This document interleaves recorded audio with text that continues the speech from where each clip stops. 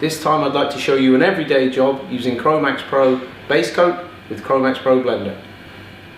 The gun I'm using is a 1.2, just like in the other videos that you will have seen previously. I'll be using 2 cups to do the job. First one with the blender, second one with the ready for use base coat.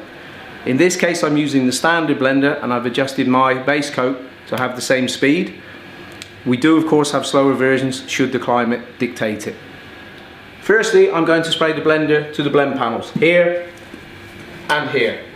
Now at this point I have some choices to make with the blender. What I can do is I can either apply it to the full panel, or like on the door here, where I have quite some room to make the blend, I can stop the blender short. The blender itself is applied in 1 closed coat, or if you prefer you can do it in 2 lighter or medium coats. Having applied the blender, I'll change the pot on the gun, get my colour, and the idea is then that I take my colour and I spray to the widest area first, using almost like a light effect coat to create the blend here, before repeating the same process here to make my blend, before finalising the job with 1.5 coats in the middle. 2 key points. One is, don't go beyond the blend area that you've already created. And 2, it's essential that you make sure that you close the texture between the blender and the base coat to give you a nice uniform feel.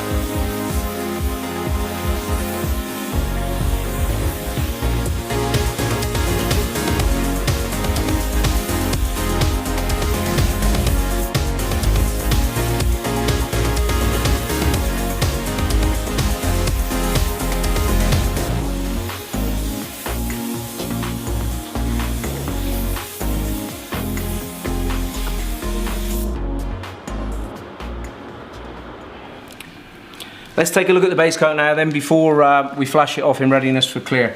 If you remember, I was talking about this area where I needed to make that nice connection between the new base coat and the blender. You'll see that everything is uniform and consistent there.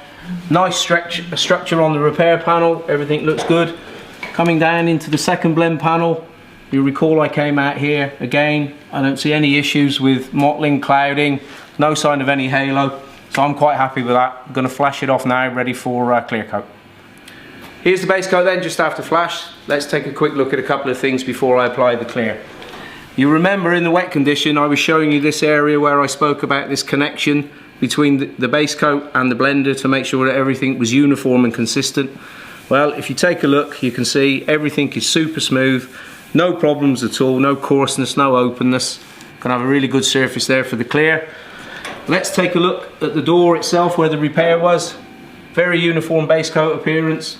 Everything looks fine there. Coming to the final blend panel, blending area here. Again, the use of the blender really helping me to get this uniformity and consistency, over which I know when I apply the clear coat I'm going to have no wetting problems, no dieback, and I'll get really good gloss from the gun. That's the bake cycle complete. Time to remove the masking, refit the door handles, take the car outside for a final look.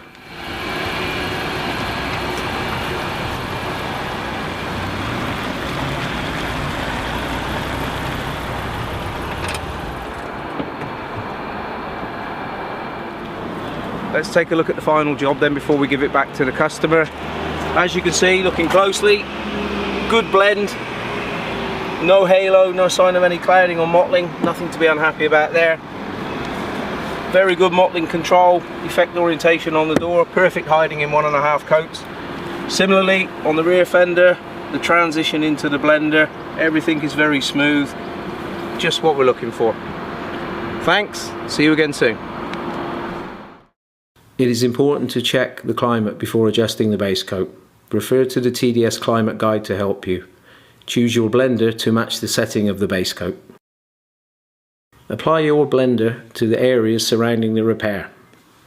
This can be to a complete panel or a partial panel depending on the repair size and blending area available.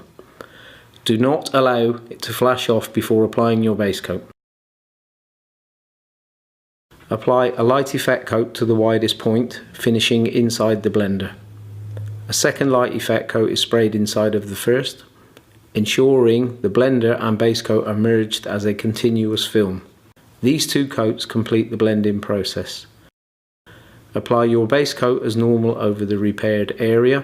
Do not go beyond the blending areas which you created at the beginning.